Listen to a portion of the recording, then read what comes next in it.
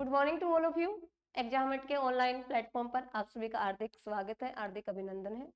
आज हम लोग केमिकल काइनेटिक्स के लेक्चर नंबर 3 करेंगे। इससे पहले वाले 2 लेक्चरों में हमने पहले लेक्चर में सीखा था रेट निकालना और दूसरे लेक्चर में हम लोगों ने सीखा था रेट लो एक्सप्रेशन। आज हम लोग करेंगे जीरो ऑर्डर रिएक्शन और फर्स्ट ऑर्डर रिएक्शन पूरी डिटेल में। तो चलो स्टार्ट करते हैं zero order reaction.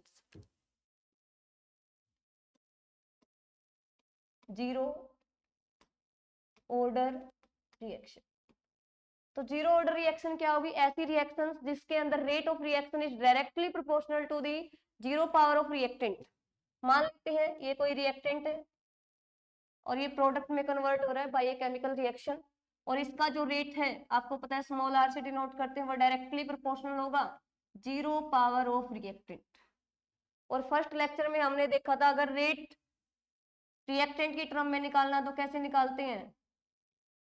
Decrease in concentration of reactant with respect to time, proportionality के साइन को हटाएंगे, कांस्टेंट से जिसका नेम था रेट कांस्टेंट, और किसी भी चीज की पावर जीरो का मतलब होता है 1, के इंटू में 1।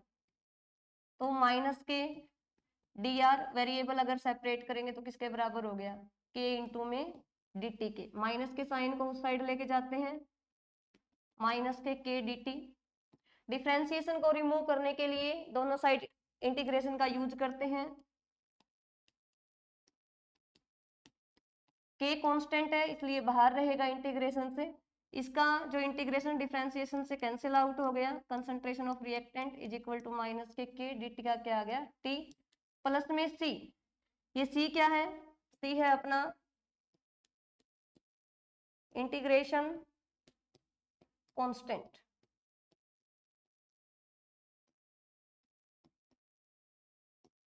यहां तक सभी को क्लियर है? इसके आगे हमें कुछ भी करके इस कांस्टेंट ऑफ इंटीग्रेशन की वैल्यू फाइंड आउट करनी है। तो इसके लिए हम लोग टाइम को जीरो पुट करते हैं। जब time is equal to zero है तो अपनी रिएक्शन स्टार्ट ही नहीं हुई है। जो कंसंट्रेशन है आर वो किसके इक्वल होगी? इनिशियल कंसंट्रेशन ऑफ रिएक्टेंट, जिसको हम लोग आर नोट से डिनोट करते हैं। दोनों वैल्यूज, इसको इक्वेशन नंबर 1 का नाम दें तो इसमें पुट कर दीजिए। R is equal to minus के टी की जगह जीरो प्लस में सी, ये जीरो हो जाएगा सारा मल्टीप्लाई होने के बाद, यानी कि सी की वैल्यू क्या आ गई? कंसंट्रेशन ऑफ आर की जगह क्या आएगा? Are naught. इस वैल्यू को दोबारा से फिर इक्वेशन नंबर 1 में रखिए, तो concentration of reactant is equal to minus के टी प्लस में आर नोट। ठीक है, इस इक्वेशन को कंपेयर कीजिए y is equal to M x plus c, जो स्ट्रेट लाइन ऑफ इक्वेशन के नाम से जानी जाती है। यानी कि y एक्सिस पर कौन आएगा? रिएक्टेंट की कंसंट्रेशन। x एक्सिस पर कौन आएगा? टाइम। और m का मतलब होता है स्लोप। स्लोप क्या है? माइनस ऑफ के। माइनस ऑफ के स्लोप होने का मतलब क्या है? कि जो ग्राफ है अपना वो डिक्रीजिंग ऑर्डर के अंदर है। इंटरसेप्ट क्या है? R naught. तो आपका जो ग्राफ है वो y एक्सिस को टच करते हुए जहां पर ये टच कर रहा है उस पॉइंट के ऊपर क्या वैल्यू हो जाएगी? R naught. ठीक है, और स्लोप की वैल्यू यहां से क्या हो जाएगी? माइनस के। अगर इस रिएक्शन के अंदर थोड़ा सा हम लोग चेंज करें, अगर हमें के की वैल्यू निकालनी है या टी की वैल्यू निकालनी है, तो आर नोट माइनस का आर, माइनस के साइन को इधर लेके आए हम लोग, इज इक्वल टू के टी। यहां से हमें के की वैल्यू निकालनी है तो के डिवाइड में आ जाएगा, और अगर टी की वैल्यू निकालनी है तो के डिवाइड में चला जाएगा। ये एक्सप्रेशन है जीरो ऑर्डर रिएक्शन का। डेफिनेशन क्या बनी जीरो ऑर्डर रिएक्शन की? The reaction in which rate of reaction is directly proportional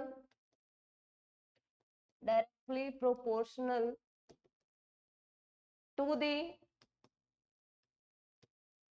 zero power of reactant.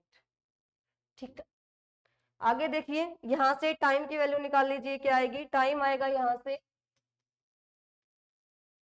Are naught minus K are divided by के। अब एक अनदर स्टेटमेंट आती है इसके अंदर, half life time of reaction, यानी कि टी हाफ से जिसको हम डिनोट करते हैं। क्या होता है हाफ लाइफ टाइम रिएक्शन? ऐसा टाइम जिसके ऊपर जो हम लोगों ने रिएक्टेंट लिया था उसकी कंसंट्रेशन एग्जैक्टली आधी रह गई हो, यानी कि जो आर है रिएक्टेंट की कंसंट्रेशन जो स्टार्टिंग में हमने लिया था आर नोड इनिशियल, उसकी आधी रह गई।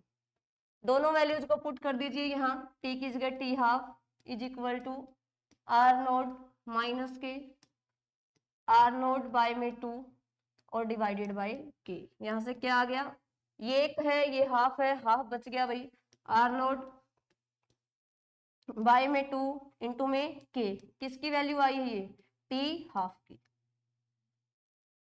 इसका मतलब है t half for the zero order reaction is directly proportional to the initial concentration of reactant. आ गया इतना समझ में? ठीक है, अब हम लोग डेरिवेशन करते हैं फर्स्ट ऑर्डर रिएक्शन के लिए।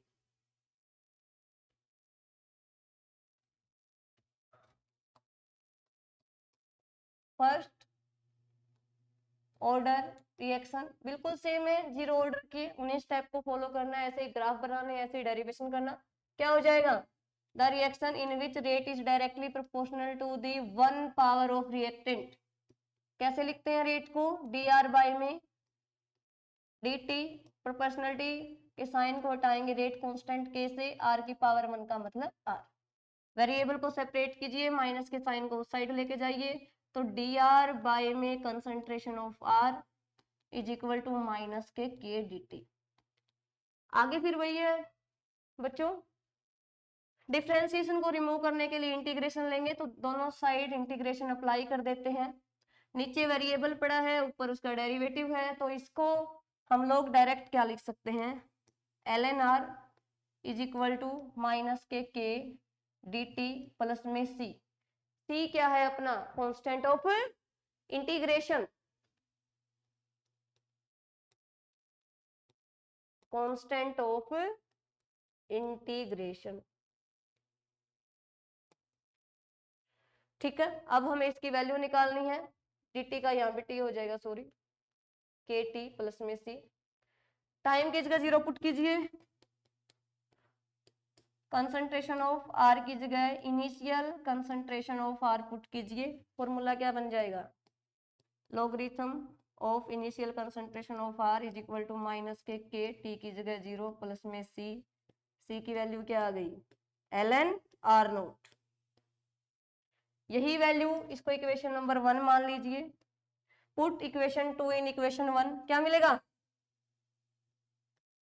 L N R is equal to minus के टी प्लस में l N R naught. L N R naught इस साइड आएगा, माइनस के साइन को रिमूव करेंगे तो क्या बन जाएगा, l N R naught minus k l N R is equal to के टी।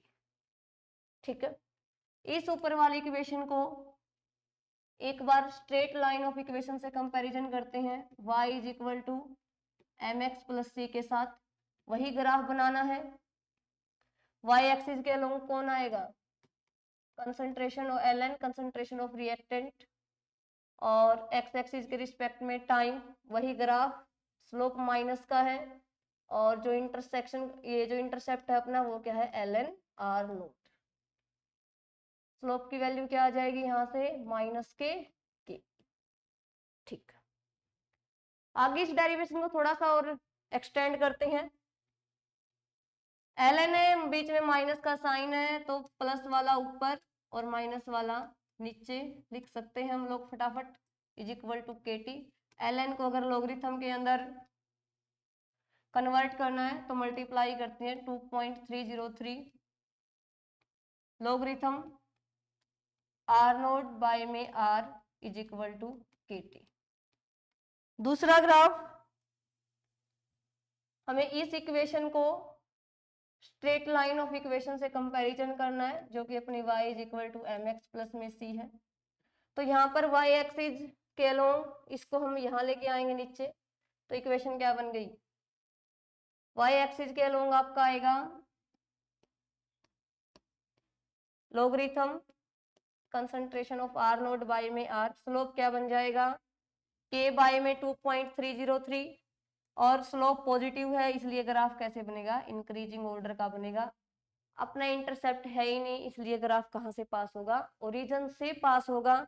और इसका स्लोप क्या आ गया के बाय 2.303 और टाइम कहाँ आएगा अपना एक्स एक्सिस के ऊपर आएगा। आगे इतनी बात समझ में, ठीक है। यहां से अगर हम टी हाफ की वैल्यू निकालें तो पहले टी की वैल्यू निकाल लो। यहाँ से टी की वैल्यू क्या आएगी 2.303 डिवाइडेड बाय के logarithm initial concentration of reactant divided by concentration of reactant, ठीक है। ऐसे ही टी हाफ निकालेंगे तो टी की जगह क्या पुट कर देंगे, T half concentration of reactant की जगह क्या पुट कर देंगे, इनिशियल कंसंट्रेशन डिवाइडेड बाय 2। जब ये दोनों वैल्यूज यहाँ पुट करेंगे, आर की जगह आर नोट से आर नोट कैंसिल हो जाएगा, 2 डिवाइड में है 2 जाएगा ऊपर, तो एक्सप्रेशन क्या बन गया अपना, एक्सप्रेशन बन गया T half is equal to 2.303 logarithm 2, और लोगरिथम 2 की वैल्यू होती है अपनी 0.3। इसको जब इससे मल्टीप्लाई करवाएंगे तो टी हाफ की वैल्यू आएगी 0.693 और डिवाइडेड बाय क्या है की, यानी कि टी हाफ की वैल्यू फर्स्ट ऑर्डर रिएक्शन के लिए वेरी वेरी इंपॉर्टेंट है, कंसंट्रेशन ऑफ रिएक्टेंट के ऊपर डिपेंड नहीं करती। ये दो ग्राफ है फर्स्ट ऑर्डर रिएक्शन के। आज हमने दोनों डेरिवेशन कंप्लीट कर ली हैं, zero order reaction and first order reaction. कल वाले लेक्चर में करते हैं हम इनके न्यूमेरिकल। धन्यवाद, जय हिंद, जय भारत। पढ़ते रहिए, हंसते रहिए, मुस्कुराते रहिए।